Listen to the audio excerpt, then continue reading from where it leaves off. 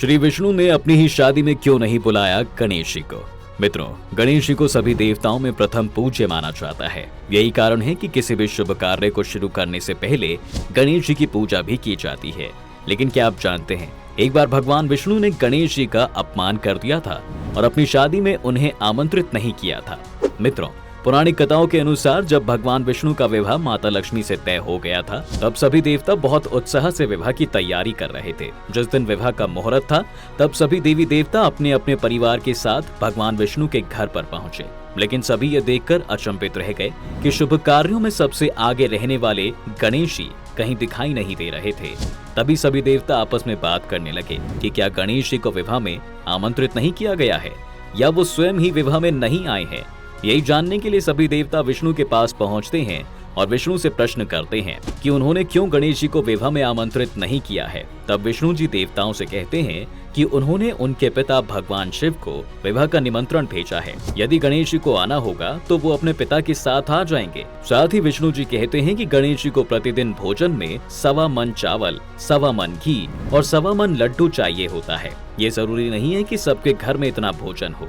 दूसरों के घर में इतना भोजन करना उचित नहीं है। जिसके बाद सभी देवता विष्णु जी को एक युक्ति समझाते हुए कहते हैं कि आप गणेश जी को बुला लीजिए और ये कहते हैं कि उन्हें द्वारपाल बना दीजिएगा कि आप तो चूहे के साथ धीरे धीरे आएंगे, इसमें बहुत समय व्यर्थ होगा, इसलिए आप घर की रक्षा कीजिए। भगवान विष्णु को देवताओं की ये युक्ति सही लगती है। वे गणेश जी को बुलाते हैं, जहां देवता उन्हें समझा बुझाकर घर की रखवाली करने के लिए उन्हें द्वारपाल बनाकर घर पर ही छोड़ देते हैं। जिसके बाद सभी देवता विष्णु जी की बारात लेकर निकलते हैं। तब महर्षि नारद गणेश जी को देखते हैं और उनके पास आकर बारात में ना चलने का कारण पूछते हैं। तब गणेश जी कहते हैं कि विष्णु जी ने उन्हें अपने विवाह में आमंत्रित ना करके पहले ही उनका अपमान किया है।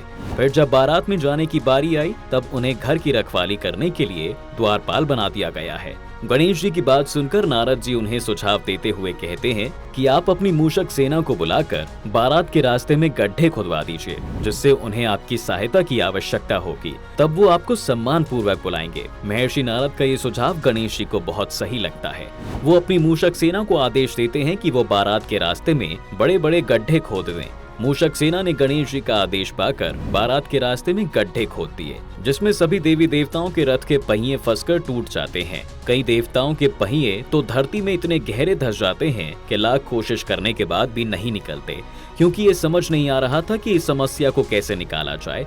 तब नारद जी देवताओं से कहते हैं कि आप सभी ने गणेश जी के साथ अच्छा व्यवहार नहीं किया है, आप सभी ने उनका अपमान किया है, जिससे वो रुष्ट हो गए हैं। इसी कारण देवताओं के समक्ष ऐसी समस्या आ खड़ी हुई है। यदि वे सभी गणेश जी को मना लें तो सभी संकट दूर हो सकते हैं। जिसके बाद भगवान शिव नंदी को गणेश जी के पास भेजते हैं, जहां नंदी गणेश जी के पास जाते हैं और उन्हें देवताओं की समस्या के बारे में बताते हैं। जिसके बाद वो भोलेनाथ के आदेश अनुसार गणेश जी को अपने साथ देवताओं के पास लाते हैं, जहाँ सभी देवता गणेश जी से क्षमा याचना करते हैं। साथ ही गणेश जी का आदर सत्कार से पूजा अर्चना करते हैं। तब जाकर पहिए धरती से बाहर आए, लेकिन इसमें रथ के पहिए टूट जाते हैं। तब देवता पास के खेत में काम कर रहे एक किसान को पहिए ठीक करने के लिए बुलाते हैं। वो मन में भगवान श्री गणेश की वंदना करते हुए रथ के पहिए ठीक करने लगता है। देखते ही देखते सारे पहिए ठीक कर देता है।